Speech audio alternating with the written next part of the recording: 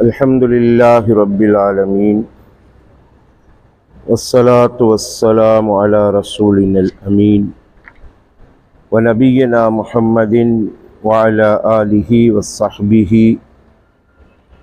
ومن سار على نهجه بإحسان إلى يوم الدين. اللهم لا سهل إلا ما جعلته سهلا وأنت تجعل الحزن إذا شئت سهلا. கண்ணியத்துக்கும் மதிப்புக்கும் உரிய பெரியோர்களே, சகோதரர்களே, அஸ்ஸலாமு அலைக்கும் வரஹ்மத்துல்லாஹி வபரகாத்துஹு. அல்லாஹு தஆலாவினுடைய பாதையில் செலவழித்தல், செலவழிக்காமல் தடுத்து வைத்து கொள்ளுதல் விரும்பத்தகாத செயல் என்ற பாடத்தில் இரண்டாவது பகுதியில் இடம்பெறக்கூடிய ஹதீஸ்களுக்கான விளக்கத்தை இன்ஷா அல்லாஹு தஆலா இன்று நாங்கள் படித்து கொள்ள இருக்கிறோம்.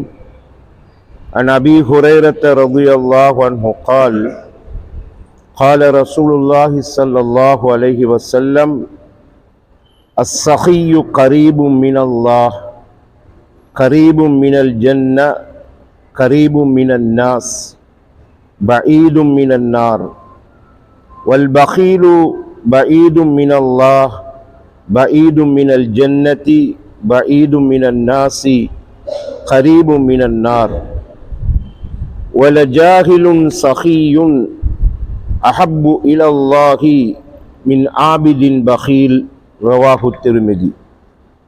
அபூ ஹுரைரா ரலியல்லாஹு அன்ஹு அறிவிக்கிறார்கள், ரசூலுல்லாஹி ஸல்லல்லாஹு அலைஹி வஸல்லம் அவர்கள் கூறினார்கள், வாரி வாரி வழங்குகின்ற வள்ளல் அல்லாஹுக்கு நெருக்கமானவர், சொர்க்கத்திற்கும் நெருக்கமானவர், மனிதர்களுக்கும் நெருக்கமானவர், நரகப் பெருநெருப்பை விட்டும் தூரமானவர். உலோஃபி அல்லாஹுக்கு தூரமானவர், சுவனத்தை விட்டும் தூரமானவர், மனிதர்களை விட்டும் தூரமானவர், நரகப் பெருநெருப்புக்கு நெருக்கமானவர். மேலும் வாரி வாரி வழங்குகின்ற அறிவில்லாத மனிதன் அல்லாஹ்விடத்தில் மிக விருப்பத்துக்குரியவன் உலோபியான வணக்கவாளியை விட. இந்த ஹதீஸை இமாம் திர்மிதி தங்களுடைய கிரந்தத்திலே பதிவு செய்திருக்கிறார்கள். இந்த ஹதீஸிலே நாங்கள் முதலாவது படிக்கின்றோம், சஹியுன் என்று சொன்னால் தாராள தன்மையோடு அல்லாஹ்வுடைய பாதையில் கொடுக்கிறவர். அதாவது அவர உள்ளம் எப்பொழுதும் கொடுக்கின்ற நிலைமையிலே இருக்குது. அதில் அவருக்கு எரிச்சல் இருக்காது, இவ்வளவுதான் கொடுக்கணும்னு இருக்காது. தன்னுடைய உள்ளத்தில் இருந்து வார எண்ணங்கள் எல்லாம் கொடுப்பதாக மட்டும்தான் இருக்கும். அவருக்குத்தான் இந்த சஹியுன்னு சொல்றது. அப்படி வாரி வாரி கொடுக்கிறவர் முதலாவது அல்லாஹுக்கு நெருக்கமானவர். என்றால் அல்லாஹு தஆலா தானே அந்த அல்லாஹ்வுடைய பாதையில செலவழிக்க சொன்னான். இப்போ உதாரணமாக நாம தொழுகிறோம், நோன்பு நோட்கிறோம், ஜக்காத் கொடுக்கிறோம், ஹஜ்ஜு செய்கிறோம், உம்ரா செய்கிறோம், திக்ரு செய்கிறோம், தௌபா செய்கிறோம். இதெல்லாம் அல்லாஹு தஆலா சொல்லி செய்கிறதுனால நாங்கள் அல்லாஹ்வை நெருங்குறோம். இப்போ பெரும்பான்மையான மனிதர்களுடைய சிந்தனை இருக்குது எப்படின்னா, இந்த வணக்க வழிபாடுகளால்தான் நாங்கள் அல்லாஹ்வை நெருங்க இயலும். இப்போ நான் சொன்ன ஒரு லிஸ்டிக்கு தானே நோன்பு, அதாவது ஃபர்லான தொழுகை, சுன்னத்தான தொழுகை, இந்த நோன்பு, இந்த மாதிரி விஷயங்களால் தான் அல்லாஹ்வை நெருங்க இயலும்னு சொல்லி ஒரு மனப்பதிவு இருக்குது. ஆனால் அதுக்கு அப்பாலப்பட்ட பெரிய லிஸ்ட் ஒன்றுக்குது. அதில் உள்ளது தான் அல்லாஹ்வுடைய பாதையில் செலவழிக்கிறது. அப்போ அல்லாஹு தாலா இங்கே அல்லாஹ்வுடைய தூதர் சொல்கிறாங்க, உதாரணமாக ஒரு ஆள் தஹஜ்ஜுதுல கியாமுல்ல இல்லை அவர் ஏன் செய்கிறாருன்னா அல்லாஹ்வை நெருங்கிறது. அப்போ அல்லாஹு தாலா உடைய தூதர் சொல்கிறாங்க, அல்லாஹ்வை நெருங்கிறதுக்கு நீங்கள் இபாதத்துக்களை பயன்படுத்துகிறத போல அல்லாஹ்வுடைய பாதையில் கொடுக்கிற பண்பும் உங்களை அல்லாஹ்வை நோக்கி நெருக்க வைக்கும். வாரி வாரி வழங்குகிறவர் அல்லாஹ்வுக்கு மிக நெருக்கமானவராக இருப்பார். நாங்கள் மறுமை நாளிலும் இதை மனிதர்கள் கண்டுகொள்வாங்க, இறை நெருக்கத்தை உடையவர்கள் யார் என்று. இறை நெருக்கத்தை சம்பாதிச்ச ஆட்கள் யாருன்னு அந்த மறுமை நாளில் தான் கண்டுகொள்ள போறாங்க. அல்லாஹு தாலாவுடைய அடியார்களுக்கு அடியார்கள் செய்ய வேண்டிய கடமைகள் உரிமைகள் இது. அதை செய்வதன் மூலமும் அல்லாஹ்வை நெருங்கலாம், நெருங்க வேண்டும், நெருங்கித்தான் ஆகணும்னு அல்லாஹ் எதிர்பார்க்கிறான். அதனால தான் அல்லாஹ் மறுமையில கேட்பான், நான் உன்னிடம் சாப்பாடு கேட்டேன், நீ தர இல்லையே யாரும். மனிதன் சொல்வான், மனிதனே நான் சாப்பாடு கேட்டேன், நீ தர இல்லையே. அப்போ அந்த மனிதன் சொல்வான், நீ ரப்புல் ஆலமீன், உனக்கு என்னன்னு சாப்பாடு தாரது. அப்போ அல்லாஹு தாலா சொல்வான், உன்னுடைய வீட்டை நோக்கி ஒரு பசியாளி வந்தான், நீ அந்த பசியாளிக்கு பசியை போக்கியிருந்தால் அந்த இடத்துல நீ என்னை கண்டிருப்பாய்.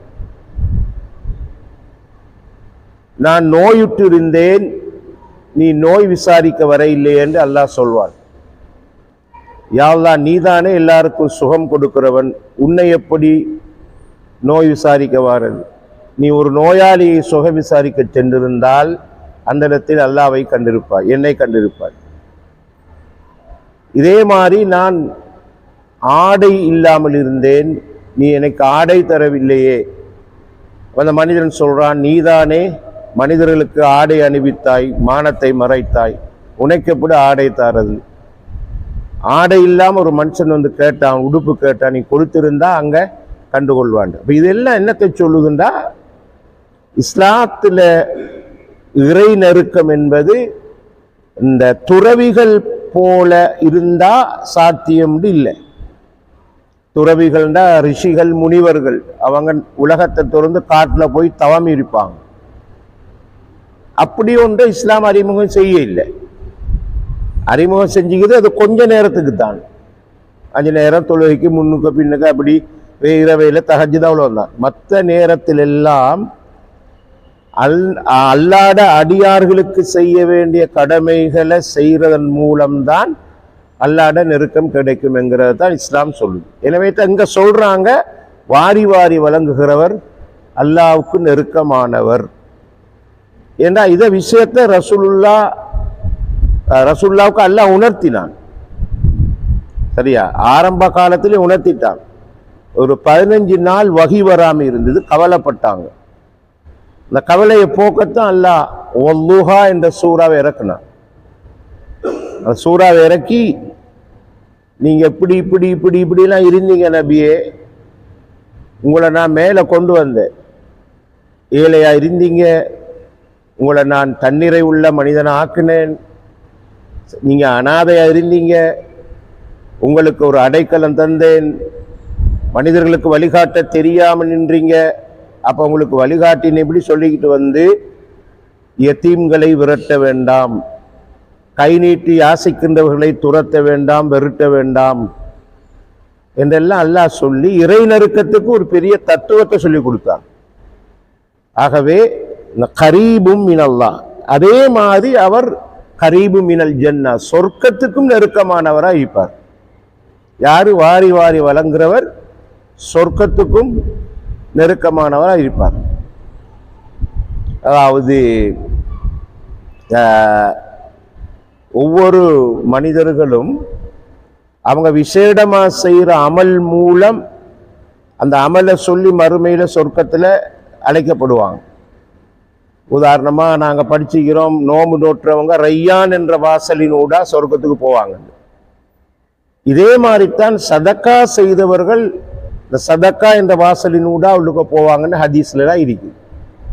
எனவே இவங்க சொர்க்கத்துக்கு நெருக்கமான ஆட்கள் என்று ரசூலுல்லாஹ் சொல்றாங்க. அல்லாஹ்வுக்கு நெருக்கமான ஆட்கள், அடுத்தது சொர்க்கத்துக்கு நெருக்கமான ஆட்கள். சரி, அப்ப இது அவங்களுக்கு அல்லாஹ் கொடுக்கிற வாக்குறுதி. ஏண்டா கொடுத்தா ஒரு மனுஷன் கொடுத்துக்கிட்டே இருக்கிறான், அவனுக்கு மார்க்கத்தால என்ன வாக்குறுதி கொடுக்கப்படுவது? அவன் திரும்ப உழைக்கணும், திரும்ப உழைச்சாதான் அந்த கொடுக்கிறத திரும்ப எடுக்கணும். நீ கொடு, உனக்கு வானத்தை பிச்சுக்கிட்டு ஒரு காலத்தில் அப்படி சொல்ல இல்லையே, கிடைக்கும்னு சொல்ல இல்லை. அவ என்ன வாக்குறுதி? சொர்க்கம் உனக்கு கிடைக்கும், நெருக்கம், சொர்க்கத்துக்கு நெருக்கமாகி கொண்டிருக்கிறான். நீ அல்லாஹ்வுக்கு நெருக்கமானதை போல சொர்க்கத்துக்கு நெருக்கமானால நீ மாறிக்கிட்டு இருக்கிறான்னு ரசூல்லா சொல்றாங்க. மூன்றாவது, மனிதர்களுக்கு நெருக்கமானவர். அதை நமக்கு சொல்ல வேண்டிய அவசியம் இல்லையே. நம்ம வளமையாக அந்த மாதிரி ஒரு பண்பு எங்கிட்ட வந்தா மனிதர்களுக்கு அவர் நெருக்கமாக இருப்பார், மனிதர்கள் அவருக்கு நெருக்கமாக இருப்பாங்க. ஏதாவது கொடுக்கணும். சரி, அப்ப இது ரசூலுல்லாஹ் சொல்ற இந்த பண்பெல்லாம் வரும். இது மனித மாதிரிகள்னு சொல்ற இவங்களை உலகத்துல கொடுத்து கொண்டு இருக்கிறார்கள். கொஞ்சம் பேர் இருக்கிறாங்க மனிதர்களோட நெருக்கமாக இருப்பாங்க, எப்பொழுது மனிதர்களும் அவங்கள நெருங்கிப்பாங்க. யார் கொடுக்குற மனுஷன் கொடுத்து நான் அல்லாஹ்ட கூலி எதிர்பார்க்கணும், சொர்க்கத்துக்கு போகணும். எனவே எப்பவும் மனிதர்களை தேடி தேடி தேடி தேடி ஏதாவது செஞ்சுக்கிட்டே இருப்பார். சரி, அந்த அளவுக்கு தாராளத்தன்மை அவர்கிட்ட இருக்குது. அவர் நரகத்துக்கு தூரமானவர். சரியா, நரகத்தை விட்டு மிச்சம் தூரமானவர். அதாவது ஒரு துண்டு பேரிச்சம்பழத்தை கொடுத்தாவது நரக பெருநெருப்பிலிருந்து உங்களை பாதுகாத்துக் கொள்ளுங்கள்னு ரசூலுல்லாஹ் சொல்றாங்க ஒரு ஹதீஸ்ல. பேரிச்சம் பழத்தை இல்லை, அதுல ஒரு துண்டை. அப்படின்னா வாரி வாரி வழங்குறவர் எப்படி இருப்பாரு? நரகத்தோடு எந்த சம்பந்தமும் ஈக்காதவர், அவர் தூரமானவர்னு சொல்றாங்க. அடுத்தவர் சொல்றாங்க யாரு? உலோபி, அவர் அல்லாஹ் விட்டும் தூரமானவர். நல்லா விளங்குது. ஏன்னா நல்லா விளங்கி கொள்ளணும், நமக்கு அல்லாஹ் தாரது நாம உண்டாக்கி கொண்டது இல்லை. நம்ம எல்லாரும் அப்படித்தான் நினைக்கிறோம். நம்மட சொத்து பத்து பணம் பண்டம் எல்லாம் என்னடன்னு சொல்லிட்டோம். ஆனா நாம உழைக்கிறதுக்கு எங்களுக்கு எல்லாத்தையும் தந்தவன், உடம்புல ஆற்றலை தந்து, அறிவை தந்து, அனுபவத்தை தந்து, ஓடி ஆடி உழைக்கக்கூடிய சரீர பலத்தை தந்து யாரு தாரது? காலை நாம படுக்கிறோம், இரவில் படுத்து காலையில் எலும்புனா தானே உழைக்கணும், ராகத்தா எலும்புனா தான் உழைக்கணும். அப்போ அது யார் செய்கிறது? அல்லாஹ் தானே எங்களை எழுப்பி விடுறான். துவாவை பாருங்க, அல்ஹம்துலில்லாஹி அல்லதி அஹ்யானா பஅத மா அமாதனா வ இலைஹி நுஷூர். அல்ஹம்துலில்லாஹ், அல்லாஹ்வுக்கே புகழ் அனைத்தும். அவன்தான் எங்களை மௌத்தாக்கியதன் பின்னால் ஹயாத்தாக்கினான். எங்களை தூங்கச் செய்து விழித்தல வைத்தாண்டு இந்த மொழிபெயர்ப்பு இல்லை. அதுல எப்படி வருவது? எங்களை மௌத்தாக்கியதன் பின்னால் ஹயாத்தாக்கிய அல்லாஹ்வுக்கே புகழ் அனைத்தும். அவன் அளவில் தான் மீண்டும் ஒன்று சேருதல் இருக்குதுன்னா துவா. அப்ப காலையில அல்லாஹு தாலா எங்களை ராகத்தா எழுப்பி விட்டா அதுதான் எங்களோட ஸ்டெப், முதலாவது ஸ்டெப் உழைக்கிறது. காலையிலே நமக்கு ஒரு திடீர்னு ஒரு அசௌகரியம் ஏற்பட்டு, தலை சுத்துது, ப்ரெஷர் கூடிட்டு, சீனி கூடிட்டு, சளி வருத்தம், அப்படி போவேல்மா உழைக்கிறதுக்கு, தொழில் செய்ய போவேல்மா, ஜொப் செய்ய போவேல்மா. சரி சரி, அதெல்லாம் சரியாயிருக்குது, எழும்பிட்டோம், போகிறோம். தொழிலுக்கு போகிற இடத்துல எத்தனையோ அசௌகரியங்கள், தடைகள், குறுக்கீடுகள், அதெல்லாம் வராமல் ஒவ்வொரு நாளும் அல்லாஹ் தஆலா என்னை எழுப்பி கொண்டுட்டு போகிறானே. அப்போ அவன் மூலமாக தான் எனக்கு வருவது. சொத்துக்களின் உண்மையான சொந்தக்காரன் அல்லாஹ் தான். எனவே தான் மூமின்களுக்கு, முஸ்லீம்களுக்கு இந்த சிந்தனை அடிக்கடி சொல்கிறான். நீங்கள் உங்களோட உழைப்பு, உங்களோட பணம், உங்களோட தோட்டம், உங்களோட பணம்னு நினைக்காதீங்க. வஃபிஸ் ஸமாஇ ரிஸ்குக்கும், வானத்தில் தான் உங்களுக்கு ரிஸ்க் இருக்குதுன்னு சொல்றான் அல்லாஹ். வானத்திலே தான் ரிஸ்க் இருக்குது, உங்களோட கையில இருக்குதுன்னு சொல்ல இல்லை. ஆகவே இப்படியெல்லாம் செய்யாமல் இருக்கிற மனுஷன் எப்படி அல்லாஹ்வுக்கு நெருக்கமானவன் இருப்பான்? தூரமானவன். என்னட தரமாட்டேன், கொடுக்க மாட்டேன், கொடுத்தா குறைஞ்சு போயிடும், இவன் தானே உலோபி. அப்ப அவன் தூரமானவன், அவன் சொர்க்கத்தை விட்டும் தூரமானவன், மனிதர்களை விட்டும் தூரமானவன். அவனை மனிதர்களை கண்டாலே பிடிக்காது. யாரை பார்த்தாலும் அவனுக்கு எப்படி யோசனை, நம்மகிட்ட கேட்டு வந்துடுவாங்களோ, ஏதாவது கேட்டுருவாங்களோ, இங்கிட்ட வராமல் பேய்த்துருவோம் வாப்பா, இந்த யோசனையோடையே இருப்பான். அப்போ மனிதர்களை விட்டு தூரமாக தான் இருப்பாங்க. சரி, ஆனால் அவனுக்கு அந்த சதக்காட சிறப்பு தெரியாது. அந்த சதக்கா என்ன, கெட்ட மௌத்திலிருந்து பாதுகாக்கும் என்று சொல்லி அறிவு இல்லை, ஆபத்தை கழிக்கும் என்கிற அறிவு இல்லை. அவன் இப்பவும் பயந்துக்கிட்டு தான் இருப்பான். எனவே அவன் மனிதர்கள் தூரமாக இருப்பான், அவன் நரகத்துக்கு நெருக்கமானவனாக இருப்பான். அப்ப அல்லாஹு தஆலாவோட தூதர் உலகத்துல இப்படி ஆட்கள் இருப்பாங்கன்னு சொல்றாங்க. முதலாவது இந்த மாதிரி ஆட்களுக்கு மத்தியில தான் நீங்க வாழ போறீங்க. 2 வகையான மனிதர்கள் உலகத்தில் இருக்க போறாங்கன்னு சொல்லிட்டு கடைசியில் என்ன சொல்றாங்கன்னா, பொதுவாக அறிவுக்கு தானே முக்கியத்துவம் கொடுப்பாங்க ரசூலுல்லாஹ், அறியாமைக்கு முக்கியத்துவம் கொடுக்கறதில்ல ரசூலுல்லாஹ். ஆனா இங்கன எப்படி சொல்றாங்கன்னா, வல ஜாஹிலுன் சஹீயுன், வாரி வாரி வழங்குற அறிவில்லாத மனுஷன். பாருங்க, நல்லா வாரி வாரி வழங்குறாரு, ஆனா அவனுக்கு பெரிய அறிவு கிடையாது. அப்படின்னு சொன்னா அவருக்கு தெரிஞ்சதெல்லாம் கொஞ்சம் தான், ஒரு ஃபர்லான கடமை மட்டும்தான் தெரியும் அவருக்கு. அதுக்கு மேல என்ன கடமை எல்லாம் இருக்குதோ அது ஒன்றும் தெரியாது. ஆனால் அவர்கிட்ட ஒரு நல்ல பண்பு இருக்குது, கொடுத்துக்கிட்டே இருப்பார், யார் கேட்டாலும் கொடுப்பார். பெரிய படித்த மனுஷனாக மாட்டார், பெரிய அறிவாளியும் இல்லை, துறைசார் மனிதரும் இல்லை, ஆனால் கொடுப்பார். இவர் பற்றி என்ன சொல்றாங்க ரசூலுல்லாஹ், அல்லாஹ்விடத்திலே மிக விருப்பத்துக்குரிய மனுஷன். அஹப்பு இலல்லாஹ் மின் ஆபிதின் பகீல், உலோபியான வணக்கவாளியை விட. வணக்கவாளிக்கு அவருக்கு என்ன வணங்குறது தான், ஆனால் கெட்ட பண்புனிக்கு கொடுக்கக்கூடாது. நஃபிலான தொழுகை, அந்த தொழுகை, இந்த தொழுகை எல்லாத்தையும் நிறைவேற்றிக்கிட்டு இருப்பாரு. கொடுக்க வேண்டும் என்ற பண்பு துளியளவும் இல்லை. இவரை விட இவர் சிறந்தவர் என்று ஸல்லல்லாஹு அலைஹி வஸல்லம் சொல்றாங்க. சரி, ஏண்டா இவர்கிட்ட இருந்து மனிதர்களுக்கு போய்கிட்டு, ஆனா அறிவு குறவு. ஆனா வணக்க வழிபாட்டில் இவர் விளையாட்டு காட்டிக்கிட்டு இருக்கிறாரு. சரி, எல்லாரும் ஏமாத்திக்கிட்டு இருக்கிறாரு, கொடுக்கிற பண்பு இல்லை. உண்மையிலே இதை ரசூல் ஸல்லல்லாஹு அலைஹி வஸல்லம் சொல்றாங்க. இந்த கட்டத்தில் இந்த ஜாஹில், இந்த அறியாத மனுஷன் நல்லவன், ஏன்னா கொடுக்கிற பண்பு அவர்கிட்ட இருக்குது, அது அவரை மேலே கொண்டு வந்தது. நீங்க சில நேரம் பார்க்கலாம், இப்படி மனிதர்கள் கதைச்சு கொள்வாங்க. பொதுமக்கள்கிட்ட போய் கதைச்சா, ஆனால் மனுஷன் என்னப்பா அவரு என்ன பெரிய ஆளா அவரு, ஆனால் கேட்டால் கொடுக்குறாரு அப்படி சொல்லுவோம். ஆனால் சமூகத்தில் அவரை பற்றி யாரும் பேசவும் மாட்டாங்க, கதைக்கவும் மாட்டாங்க, அவரை புகழ்ந்து சொல்லவும் மாட்டாங்க. ஆனால் யார் சார் என்ன மனுஷப்பா, என்ன பெரிய பெரிய நாம் எதிர்பார்த்த ஆட்கள்லாம் கொடுக்க இல்லையே. சரி, அவர்கிட்ட போய் கேட்டோடனே இருந்தாங்க புடிங்கன்னு தந்துட்டாரு. பார்த்தா அவர் பெரிய ஒரு இன்டலெக்சுவல் குரூப்பில் உள்ள ஆள் இல்லை, அவர் சாதாரண மனுஷன்.